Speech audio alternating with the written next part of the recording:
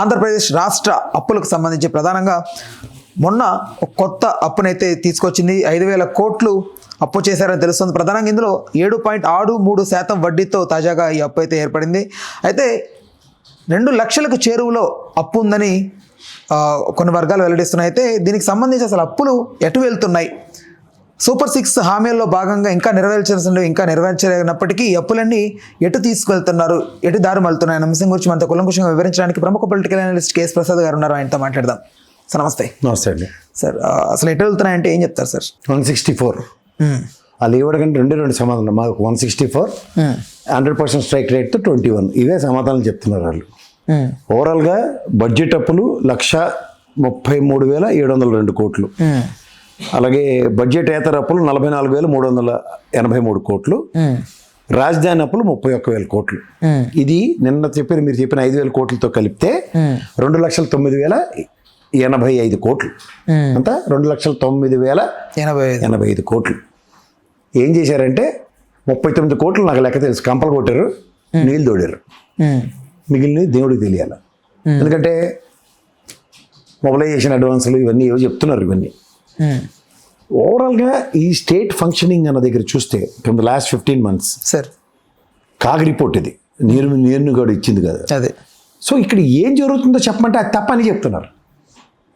ఇప్పుడు మీరు సంక్షేమాలకి గత బడ్జెట్లో మీరు చూసుకుంటే గత ప్రభుత్వంలో దగ్గర 3.5 లక్షలు కోట్ల రూపాయలు విలువైన సంక్షేమం జరిగింది. అలాగే ఒక ప్రాస్పరిటీ గ్రోత్, ఒక 3 పోర్ట్లు కన్స్ట్రక్షన్ కనబడ్డాయి, ఫిష్ ల్యాండింగ్ సెంటర్లు కనబడ్డాయి, ఫిషింగ్ హార్బర్లు కనబడ్డాయి, అలాగే నాడు నేడు స్కూల్ పరివర్తన కనబడింది, విలేజ్ క్లినిక్లు కనబడ్డాయి, ఆర్బీకే సెంటర్లు కనబడ్డాయి, గ్రామ సచివాలయాలు 2,200 మంది ఉన్న ప్రతి ప్రజకి కనబడింది. ఇప్పుడు 175 నియోజకవర్గాల్లో 175 కూడా అన్న క్యాంటీన్లు పెట్టారు లేదో నాకు తెలియదు.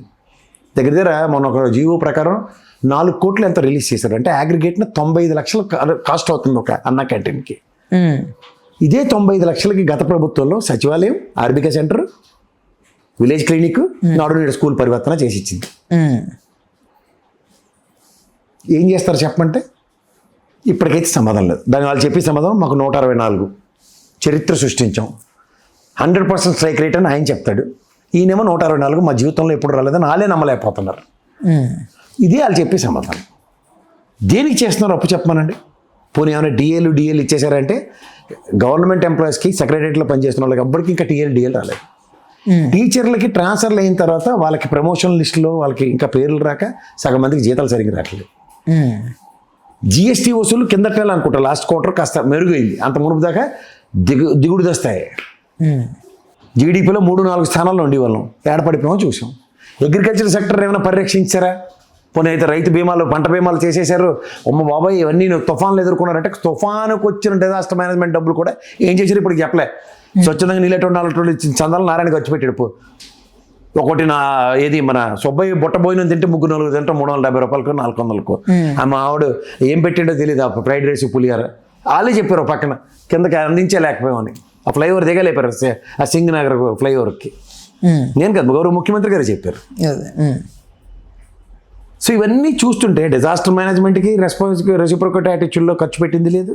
పోనీ ఇక్కడ సంక్షేమం తిరగబెట్టేస్తున్నారంటే సంవత్సరం పాటు సంక్షేమమే చేయలే, ఇప్పుడు కూడా అన్ని కోసలే.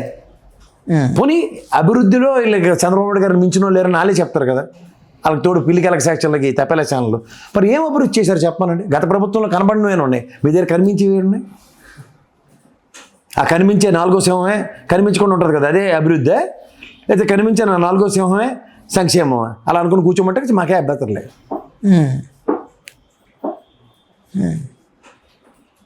ఇది తప్పేం లేదు. మీరు ఎన్ని లెక్కలు చెప్పినా ఆర్బీఐ 2వ మంగళవారం బాండ్ల వేలంలో ఖచ్చితంగా ఆంధ్రప్రదేశ్ మొదటి 5.5% ఇంట్రెస్ట్కి కూడా వెనకాడట్లే. మళ్ళీ వీళ్ళేమో అచ్చాని పచ్చపోసు కబుర్లు చెప్పి అలా శ్రీలంక అయిపోయిందని మీరేమైనా ఉగాండాను సోమాలియా చేయడానికి ఏమైనా ఆలోచిస్తున్నారా? అయితే జగన్మోహన్ రెడ్డి 14 లక్షల కోట్లు అప్పు చేసాడని చెప్పి ఎప్పుడు 2019-24 ఎలక్షన్స్కి వాడిన పదాన్ని మీరు 29లో దిగిపోయే టైంకి 14 లక్షలు చూపించడానికి ఏమన్నా ఉద్ధరించడానికి ఏమన్నా కార్యక్రమం, ఏమన్నా బృహత్తర కార్యక్రమం తరలేపుకున్నారో కనుక్కుంటాం సార్. గట్టిగా పగ్గాలు చేపట్టి సంవత్సర పాలన జరిగినట్టు అనుకో 15 నెలలు. అదే జూన్లో రిజల్ట్ వచ్చింది, బట్ వాళ్ళు గవర్నమెంట్ ఫామ్ చేసేదాకా 13-14 months నియర్లీ.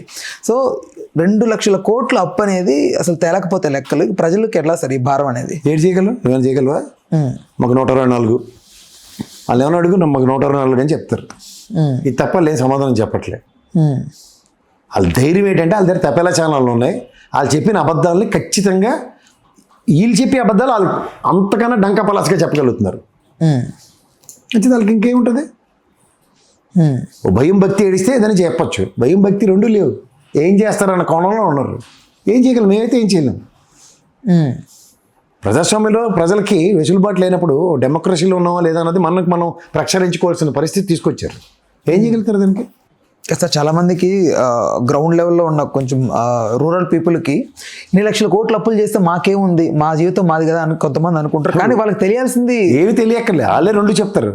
మీరు గ్రాస్ రూట్ లెవెల్లోకి వెళ్తే చంద్రబాబు నాయుడు జేబులో డబ్బులు ఇస్తున్నారా, జగన్మోహన్ రెడ్డి చేతిలో డబ్బులు ఇస్తారని అడిగేది చెప్పేది వాళ్ళే.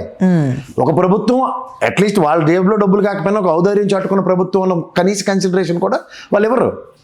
ఏమనంటే వాళ్ళు మీకోసమే చేస్తున్నాం అప్పులని చెప్తారు. ఏం చేయగలుగుతారు మీరు? అసలు వాళ్ళకి ఏడు సంబంధం అని అడుగుతారు. తెలుసుకోకపోతే ప్రజలు నష్టపోయేది ఏమంటారు దీనివల్ల? ప్రజలు ఇప్పుడేంటండి ఎప్పటి నుంచో మోసపోతున్నారు, నష్టపోతున్నారు. ప్రజలు లేని ప్రజాస్వామ్యాన్ని నెలకొల్పేశారు వీళ్ళు ఆల్రెడీ. దాంట్లో మనం ఏం చేయలేం, మన పాత్ర ఏమి ఉండదు.